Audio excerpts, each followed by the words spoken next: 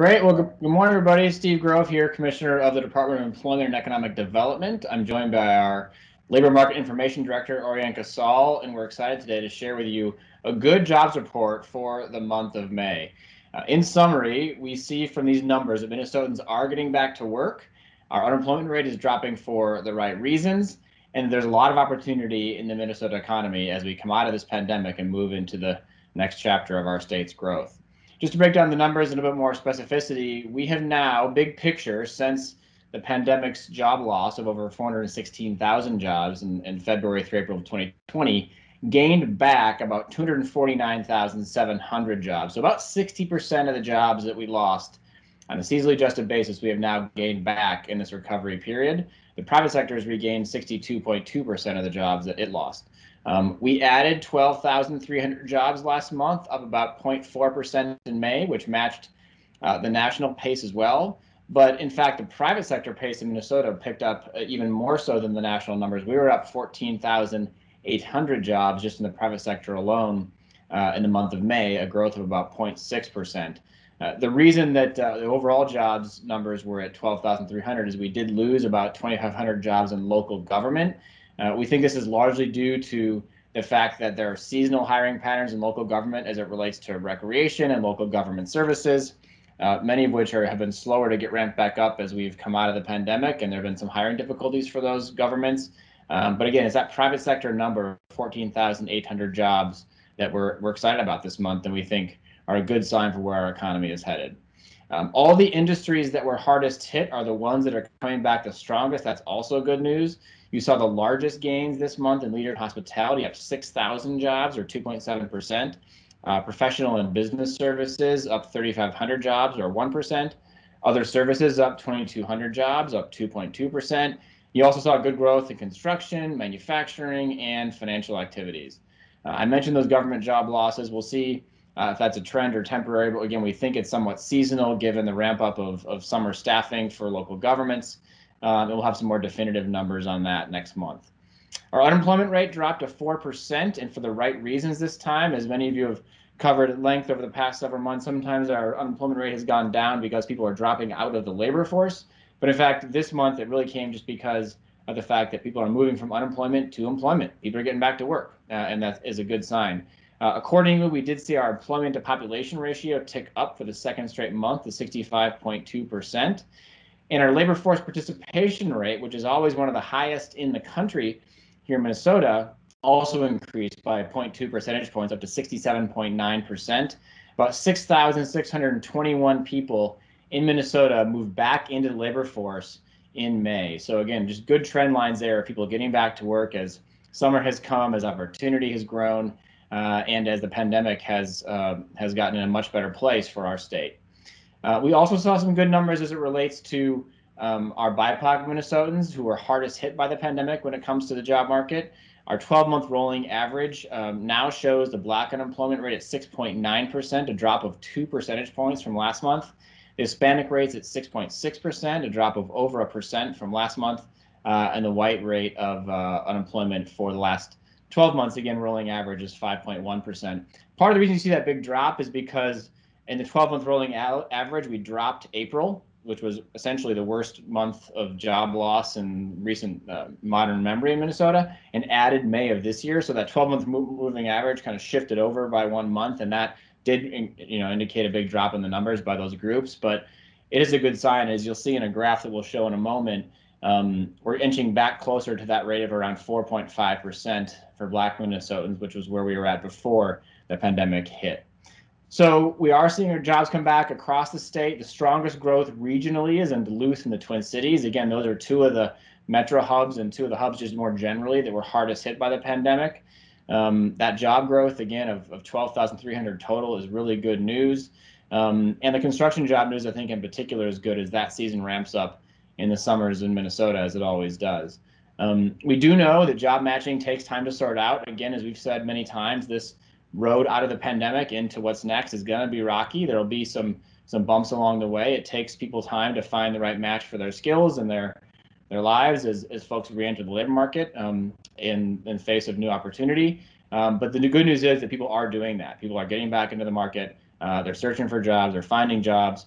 We as a department continue every single week to call thousands of Minnesotans up and engage on one-on-one job counseling, both ensuring they are doing the work search that is required of them as recipients of unemployment insurance, but also helping them navigate the way forward and looking at opportunities that exist at companies across our state, training opportunities to make transitions into new industries, and all sorts of help on issues such as childcare, transportation, and beyond. So it's good news for us this May. We don't take anything for granted, of course. It's due to the hard work of both the companies and the workers in our state that we're seeing continued growth, but we're happy with the trajectory that we're seeing. And I think with that, I'll turn it over to Orion for some more detailed analysis, and then we're looking forward to hearing your questions. So Orion, over to you. Hi, thank you. So this chart just combines jobs and the unemployment rate. So as the commissioner said, the unemployment rate dropped to 4.0% in May, and the number of jobs rose by 12,300.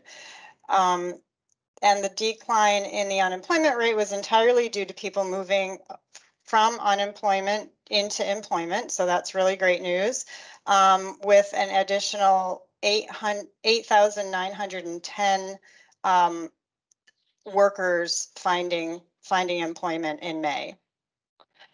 The labor force expanded by 6,621 people, and the number of unemployed dropped by 2,000, almost 300.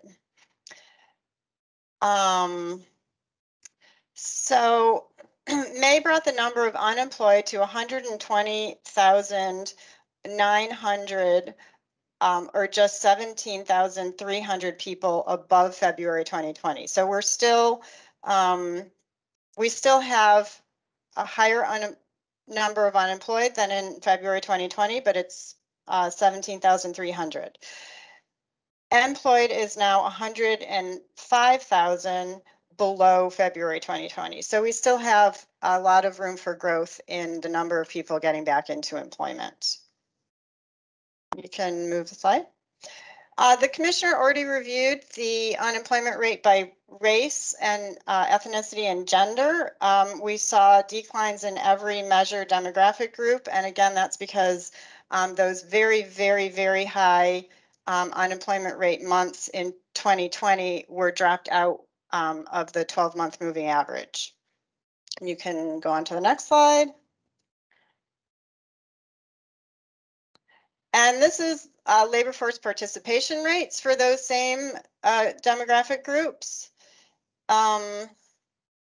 Labor force participation rates fell slightly for women in May, but remained level for white and Black workers and rose for men and Latinx workers. So comparing the current month to pre-pandemic, February 2020, labor force participation rates have decreased the most for Black Minnesotans, down a full 5.6 percentage points. And again, Black Minnesotans saw the largest by far increase during those initial months of April and May 2020. Also, labor force participation rates have decreased for women, down 1.2 percentage points from pre-pandemic, men down 1.4 percentage points, and white workers down 0.7 percentage points. And then labor force participation rates have actually increased in Minnesota for Latinx workers, up 2 full percentage points from February 2020. And these are, again, the 12-month moving average rates.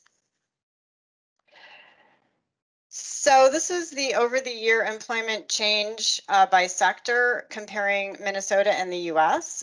Minnesota is still slightly behind the nation in terms of over-the-year job growth, but we made up ground against the US this month in the private sector. So we were up 0.6% over the year, and the private sector was up 0.4%. All sectors are now showing job growth over the year, with the exception of information, which continued to lose jobs throughout the last year. 4 super sectors in Minnesota showed strength over the year compared to the US. this month: leisure and hospitality, other services, government, and logging and mining. So the first three sectors I listed had a greater share of job loss during, that initial April 2020 job loss compared to the nation, and therefore had more ground to make up over the last year. Both leisure and hospitality and other services saw over the year gains in May outpacing those of the US across all the publishable components there. So in leisure and hospitality, that's food service and arts, entertainment, and recreation. And in other services, that's the hairdressers and the personal care and the dry cleaners and those sorts of services. Over the year growth in government was driven by local government, actually, up 7.8% in Minnesota. So that's over the year. Local government lost really a lot of jobs again in April and May 2020. And had a lot of ground to make up over the past year. State government continued to lose jobs over the year and is now down 2.6%, with losses entirely driven by the education component in that sector. And then logging and mining is just such a small sector in Minnesota. It tends to move, its composition is different from that of the US, and it just tends to move slightly differently from the country. So you can move to the next slide. So Minnesota, as we've stated, and I think the commissioner stated just now, we lost 416,000 jobs from February through April 2020, and we've since gained back almost 250,000 of those jobs. So 60% on a seasonally adjusted basis. The private sector has regained 62.2% of the jobs it lost. Now that we've passed the 1-year mark since the pandemic recession, this seasonally adjusted graph actually provides the most clear picture of where we are in terms of the jobs that we've gained back in comparison to pre-pandemic.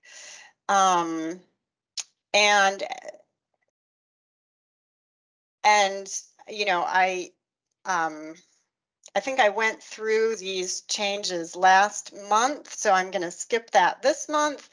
But the sectors that were hardest hit are the sectors that are coming back the strongest. And construction is the only sector we're now up 200 in construction based on these seasonally adjusted numbers from where we were in February 2020. And then you can move to the last slide. And this is just a plug for our June issue of Minnesota Economic Trends. This is our State of the State issue and has a lot of hopefully useful background on labor market trends in Minnesota over the past year and employment forecasts through early 2022. And I think we're going to take questions now. Thanks, Orion. Thanks, Commissioner. To ask questions, if you can raise your hand or either type your question in the chat, then we can be sure to get to as many questions as possible.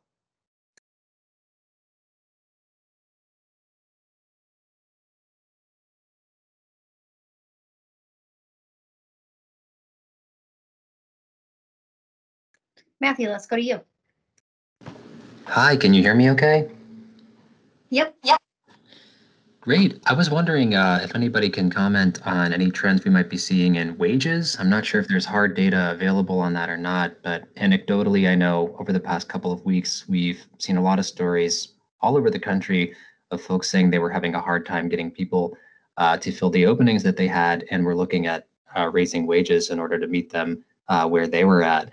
Are we seeing anything like that that might help to explain the numbers that were reported today? Yeah, it's a great question, Matthew. We are seeing wage growth, and Orion can maybe get into some of the sector details, but it's been a long time coming to see upward pressure on wages in our country, to be sure. And in some industries, for example, in hospitality, the wage increases are largely getting us back to where we might have been had there not been a pandemic, if the trajectory had continued where it was. But it is still good to see that wage growth. And I can say anecdotally, when you talk to employers who are raising wages, they're seeing the benefits of doing it. A lot more folks are going into those jobs where wages are going up. You know, it's a workers' market out there right now. And so if you can raise wages, you're going to look a lot more attractive to a competing employer when a job seeker is, you know, deciding where to go next. So we are seeing it both anecdotally and in some of the data. And Oriana, I don't know if you want to add some of the details there, but it is definitely a trend line we're picking up on. Yeah, absolutely. So over the year, you know, we only have private sector average hourly wages every month. Over the year, we're up 3.3%. I think the really big news here is that the lowest wage sectors and the hardest hit sectors are up quite a bit more. Retail trade was up 11.4% over the year, and food service and drinking places 7.2%. Not over the year. This is compared to February 2020 because over the year gets really weird comparing May 2021 to May 2020. So compared to February 2020, again, private sector was up 3.3%, retail trade was up 11.4%, and food service and drinking places was up 7.2%. And I do want to add that those increases were for the production workers and not the managers and supervisors. So it was the workforce minus managers and supervisors.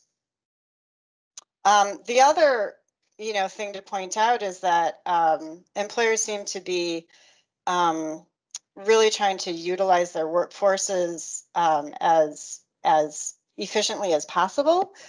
So we're seeing involuntary part-time fall. There were 12,000 fewer people saying that they wanted to work full-time but couldn't find a full-time job in May. And the other thing we're seeing is that average weekly hours are increasing. So for those same industries, our average weekly hours are up quite a bit more than they are across the entire work, across all jobs. And I have more details on that if you want to follow up with me. Thanks, Kavita. What do you? Yeah, hi.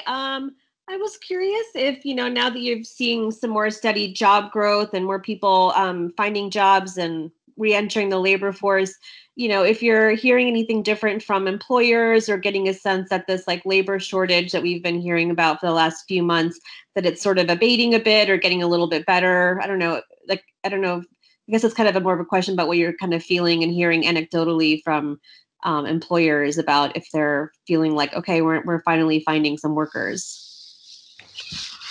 You know, I think the data shows that employers are finding workers, but I will say that in conversations with employers, the same concerns remain about labor shortages. And again, you know, those labor shortages, as we all know, predated this pandemic as well. So in some ways, it's a familiar chorus. I will say that the employers who are doing things different are seeing different results. So those that are experimenting with different ways to incentivize workers to come in are seeing better success. But I wouldn't say, Kavita, that we're seeing a major drop off in those concerns. I think we've still got a ways to go to grow our labor force in this state, and that's an issue that is, as we've talked about before, has many complexities to it. But it's also one that we're really committed to focusing on, and it's really become the major thrust of our efforts on recovery for this Good Jobs Now campaign and all that we're doing there, which is to help people make those transitions. And you know, our hope, of course, is that more people who get back into the workforce are doing so at jobs that are equal to or hopefully better than the ones they left. We released some data earlier this week in our trends issue that Orion mentioned a moment ago that indicates that's not always the case, that it is sometimes harder for people to enter the market at a higher wage rate, especially if it's a different industry, due to such factors as transportation or childcare or the skills gap. But that's really where our agency comes in and where we want to help folks think about and pursue training opportunities that could, you know, fuel that transition. So, you know, a long ways to go. No victories declared here yet on the labor shortage, to be sure. Thank you, Burl. Let's go over to you. Good morning. Wall Street Journal had a story a couple days ago about the headline was something like "People aren't going back to work; they're just quitting," and it was about people changing jobs, moving to other, using sort of the situation right now to move into better jobs. Do you have any data that speaks to that in Minnesota at all?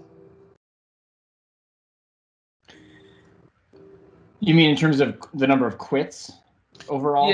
Yeah, or people, quits and people moving into new jobs. Yeah, that article I referenced a moment ago, which we should send a link around to, has a great look at, in particular, those who lost jobs in leisure and hospitality earlier in the pandemic and which industries they have gone to since that time. And it's a really interesting analysis that, again, kind of points out that it's harder to go to a higher wage job than it is to go to one that's at the same wage with the same skills, but not impossible. On the quits front, I think I'll turn to Oriana if she has any specific data on the quits component here. Of course, if someone does quit, they're no longer eligible for unemployment insurance. So I would just highlight that. But we are seeing people in a market in which workers have more power than maybe they've had ever before, certainly in recent memory, having options at their disposal. And whether that's quitting or shifting jobs or going back for training or what have you, it's a good time to be a worker looking for a job because there's just a lot of opportunity out there and a lot of competition for workers. Oriana, what would you add to that? I would say that another article that we have in Trends this month is looks at it. Now it only goes through third quarter 2020, so I know that that's not really current, but it looks at those workers who were laid off in second quarter 2020 and what their reemployment outcomes were in third quarter 2020. And even back then, 75% of workers were already back at work, either for their same employer or maybe in a second job that they had prior to the pandemic. And then a smaller percentage had switched employers. And that's what the second study that the commissioner just spoke about looks at, that specific group that switched employers and which industries they switched into. So it was a full 75%, and that was third quarter 2020. So we'll be tracking those workers through as we get more quarters of data available, through a more normal labor market here that we're hopefully going to be seeing very, soon. Thank you much. Thanks. Are there other questions? You can either type them in the chat or raise your hand. I will add one thing, and I have to admit I haven't read the study yet because I just saw it this morning, but the Federal Reserve apparently is tracking retirements on a national level, and retirements have really increased a lot faster than was projected. So that could be where we're seeing some of these labor shortages really bubbling up is, those older workers who are just choosing to retire rather than come back to either previous job or a new job. Thanks. And it looks like we have a question in the chat from Theo Keith regarding the 150 million in business relief included in the jobs omnibus bill. What role will Deed have in that? Will the amount of money be enough to actually encourage any businesses to hire? Are you satisfied with the amount or the formula used to divide the money? Theo, I'm going to, out of respect to the chairs of both the House and Senate, punt on that question for now because I want to make sure the language is posted for it to be seen before making any comments. But I'd be more than happy to talk with you about that as soon as it's up and posted. So appreciate the question, and let's circle back on it once we've finalized those pieces. But we're very close.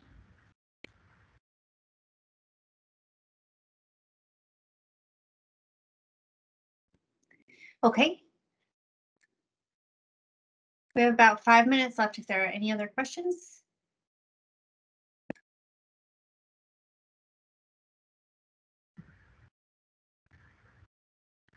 Okay. Well, again, thank you all for joining us and for your great work reporting on this. If you have any follow-ups, please reach out to Oriana or Jen. And again, we're pleased to see this positive momentum and believe that it shows we're on the right track. Much work to go, and I think it's going to take government and business and workers partner together to get through the rest of this recovery and build a much stronger state. But we're grateful to see these good numbers this month, and we'll circle back again soon. Thanks, everybody.